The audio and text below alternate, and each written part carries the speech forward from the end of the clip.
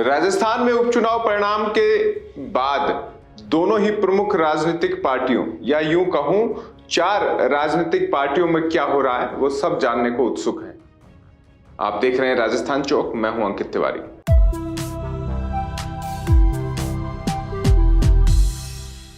राजस्थान में उपचुनाव परिणाम कांग्रेस के लिए सबसे निराशाजनक रहे और उससे अधिक बुरी स्थिति राष्ट्रीय लोकतांत्रिक पार्टी की रही। बाप ने अपनी सीट बचाई लेकिन अंतर कम कर दिया। फायदेमंद सत्तारूढ़ दल बीजेपी रहा। ये मुख्यमंत्री भजनलाल शर्मा की विकास यात्रा का करिश्मा है या सत्ता में जो दल रहता है उपचुनाव वही जीतता है मिथक। हालांकि बीजेपी के साथ यह लंबे अरसे बाद हुआ है कि उनकी सत्ता रहते हुए उपचुनाव में जीत मिली है। सत्ता पर विश्वास है या जनता उन समीकरणों को समझ रही है जो विकास यात्रा में सहायक है, इन पर भी बात करेंगे। हालांकि राजस्थान बीजेपी या यूं कहूं सरकार और मुख्यमंत्री के चेहरे के तौर पर विकास यात्रा के पोस्टर राजस्थान में आपको दिखाई देने लगे होंगे।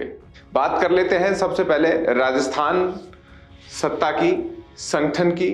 बीजेपी उत्साहित है, उपचुनाव के परिणाम उनके पक्ष में रहे हैं। 7 में से 5 सीटें जीतकर उन्होंने बता दिया है कि सरकार में डंका उनका बजने वाला है। सलूंबर की सीट को बड़े ही कम मार्जिन से उन्होंने बचा लिया, जो माना जा रहा था कि बीजेपी की ही है और इनकी ही रहेगी। लेकिन चुनावी संघर्ष बाप पार्टी के जितेश कटारा ने जैसे वहां पे दिखाया, मुश्किलें अंतिम दौर तक बनी रही।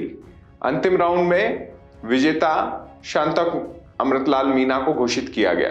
संगठन उत्साहित है और अब बदलाव की ओर भी है। हमने जब बीजेपी के प्रदेशाध्यक्ष मदन राठौड़ से बात की तो उन्होंने कहा कि कुछ जरूरी संगठन में बदलाव किए जाएंगे, वो उपचुनाव के बाद होंगे या नगरीय और पंचायती चुनाव के बाद, ये अभी तय नहीं है। लेकिन इतना तय है कि बीजेपी की पुरानी जो संगठनात्मक तस्वीर थी अब उपचुनाव के बाद बदलेगी। कुछ युवा, जातिगत आधार पर कुछ नए चेहरे और जो समीकरण पूरे राजस्थान में सत्ता संगठन के बन रहे हैं, दूसरे और तीसरे लेयर के नेताओं को जगह देने की कोशिशें यहां पर दिख सकती है। यानी उत्साहपूर्वक बदलाव बीजेपी संगठन में तय है। सत्ता में भी क्या बदलाव होगा वो देश भर के समीकरण तो तय कर ही रहे हैं, लेकिन इतना माना जरूर जा रहा है कि उपचुनाव के बाद अब कैबिनेट में बदलाव की आवश्यकताएं महसूस होने लग गई हैं। कुछ पदों पर चेंजेस होने थे वो अब बढ़ेंगे और 5 में से किसका दाव लगता है ये यहां देखने वाली बात होगी। गुर्जर के लिहाज से राजेंद्र गुर्जर को जगह मिलती है या शेखावाटी में कांग्रेस का सफाया करने वाले राजेंद्र भांबू को या आरएलपी को शून्य पर लाने वाले रेवंत राम डागा को मंत्री पद दिया जाता है या ज्यादातर की लॉटरी खुल जाती है, ये यहां पर देखा जाएगा। खैर, मंत्रिमंडल विस्तार कब होगा इसकी कोई तिथि तो नहीं आई है, लेकिन इतना जरूर है कि मंत्रिमंडल में बदलाव की संभावनाएं अब तेजी से बढ़ गई हैं। कांग्रेस के लिहाज से बात करें तो ये चुनाव उनके लिए बेहद निराशाजनक रहा। केवल 1 सीट दौसा उनके खाते में आई और तमाम नेता कोशिश करते हुए दिखे कि श्रेय उनको मिल जाए। हालांकि सचिन पायलट के समर्थक कह रहे हैं कि श्रेय उनके ही खाते में जाने वाला है, उन्हीं की मेहनत से दौसा की सीट बची है। लेकिन दौसा के सत्ता के समीकरण अलग तरीके की चीजें दिखा रहे हैं। लेकिन रामगढ़ सीट पर जो मेहनत टीकाराम जूली ने की, जो मेहनत वहां पर भंवर जितेंद्र सिंह ने की और जिस तरीके से संजना जाटव को वहां प्रोजेक्ट किया गया था वो कारगर क्यों नहीं हुआ, ये भी देखने वाली बात है। इसके अलावा देवली उनियारा में जो बवाल उनके ही कांग्रेस के निष्कासित प्रत्याशी ने किया, नरेश मीणा ने जो केसी मीणा के मुकाबले दुगने वोट लेकर आए, ये भी कांग्रेस के लिए विचारणीय प्रश्न हो गया। और आरएलपी के गढ़ में कांग्रेस की जो स्थिति रही वो किसी से छुपी नहीं है। 84 और सलूंबर में जिस तरीके का प्रदर्शन रहा उन आंकड़ों में भी आपके सामने है। झुंझुनू में ओला परिवार की हार, ये एक सदमे की तरह कांग्रेस के पास है, लेकिन कांग्रेस के किसी भी नेता के चेहरे पर शिकन नहीं है। ये चौंकाने वाली बात है। हालांकि कहते हैं कांग्रेस ऐसे ही चुनाव पहले, चुनाव बाद और चुनाव के दौरान मस्त रहती है। कोई प्लान कांग्रेस ने जीतने का बनाया ही नहीं था। ये भी राजनीतिक सुर्खियां हैं। तो निशाने पर गोविंद सिंह डोटासरा होंगे, ये डोटासरा को पहले से पता था। ऐसे में परिणाम आते ही प्रेस वार्ता कर उन्होंने कह दिया कि परिणाम जो रहे हैं वो आशा के अनुरूप नहीं है और इसकी पूरी जिम्मेदारी मैं लेता हूं।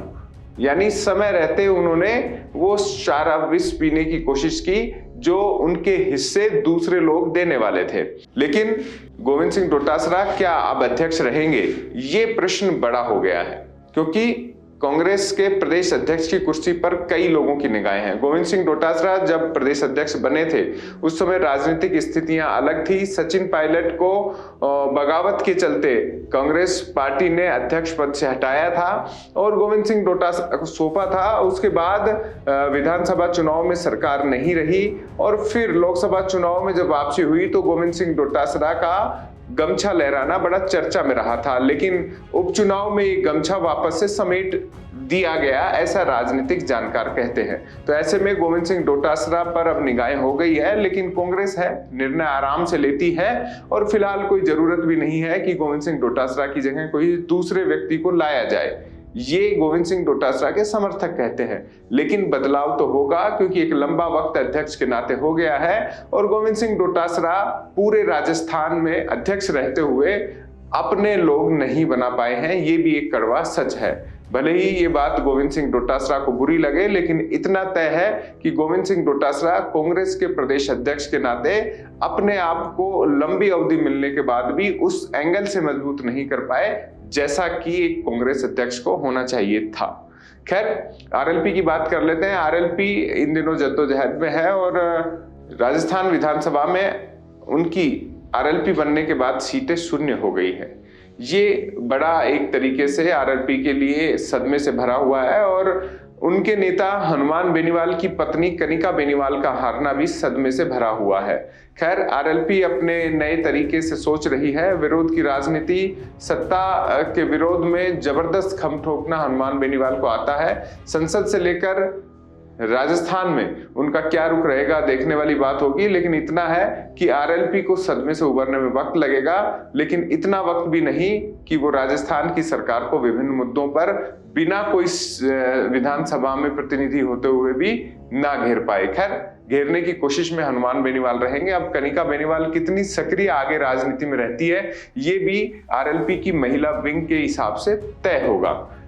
अब बात कर लेते हैं बाप पार्टी की। बाप पार्टी बेहद मजबूत राजस्थान में हो रही है, ये उन्होंने बता दिया है उपचुनाव में सेलुम्बर सीट जो उन्होंने गवाई बेहद कम मार्जिन से, लेकिन तीसरे से दूसरे पायदान पर आ गए। हमने अपनी ग्राउंड रिपोर्ट्स में भी बताया था कि बाप पार्टी सेलुम्बर में तेजी से बढ़ रही है, मुकाबले में है लेकिन जीतेगी नहीं, ये राजस्थान चौक ने आपको पहले बताया था और परिणाम भी लगभग वही आए। लेकिन ये दिखाते हैं कि आगे जब 2028 या 29 में चुनाव होंगे तो बाप पार्टी सेलुम्बर की सीट को जीतने का दम भर सकती है। जितेश कटारा ने मजबूती से चुनाव लड़ा और जीत के करीब पहुंचकर जीत से वंचित रह गए। बात 84 की कर लेते हैं। सत्ता पक्ष ने खूब जोर लगाया और अंतर जो 70,000 का था, करीब जो 69,666 कुछ मत शायद पहले 2023 के चुनाव में जो जीत का अंतर था राजकुमार राउत का वो रहा था, वो अंतर जरूर कम किया है बीजेपी ने और एक विश्वास जताया है कि बाप के गढ़ में बाप को हराया जा सकता है। बाप पार्टी के लिए भी आत्मचिंतन की बात होगी कि उनका वोट प्रतिशत इतना कम हो जाए। खैर, सत्ता पक्ष है उसका असर होता है और ये सीट बीजेपी जीतना चाहती थी। कैंडिडेट उन्होंने कारीलाल ननामा के रूप में एक सहज व्यक्ति को लेके आए थे जो सांप का विष निकालने के लिए वहां पर मशहूर है, लेकिन राजनीतिक तौर पर उन्हें उम्मीद थी कि बाप का कांटा निकालने में वो सक्षम होंगे। चुनाव मजबूती से लड़ा, वहां पर मिथिलेश गौतम की भूमिका भी बेहद अहम रही। इसके अलावा हम बात करें तो सीएम लगातार मॉनिटरिंग कर रहे थे कि 84 के गढ़ में वनवासी कल्याण परिषद जिस तरीके से अपनी स्वीकार्यता को, अपनी मौजूदगी को और जन कल्याण, जनजाति वर्ग, आदिवासी वर्ग के लिए कर रहे कामों को दर्शा रही थी, उसे थोड़ी सी मजबूती मिलेगी। बीजेपी वहां हताश नहीं है, लेकिन बाप पार्टी जीत के बावजूद अब वहां पर जनता के लिए संघर्ष करती हुई दिखाई देगी, उनके मुद्दों को लेती हुई दिखाई देगी। तो राजनीतिक तौर पर देखें तो एक बड़ा जो सेटबैक रहा इस पूरे चुनाव में, राजस्थान में जातिगत संघर्ष को बल मिल गया है। इस पर हम अपने अगली खबर पर चर्चा करेंगे। ये मैं आपके लिए छोड़कर जा रहा हूं कि राजस्थान के उपचुनाव ने क्या राजस्थान में जातिगत संघर्ष को बल दिया है। कमेंट बॉक्स में बताइएगा, उनके आधार पर खबर बनाएंगे और फिर मिलेंगे आपसे। नमस्कार।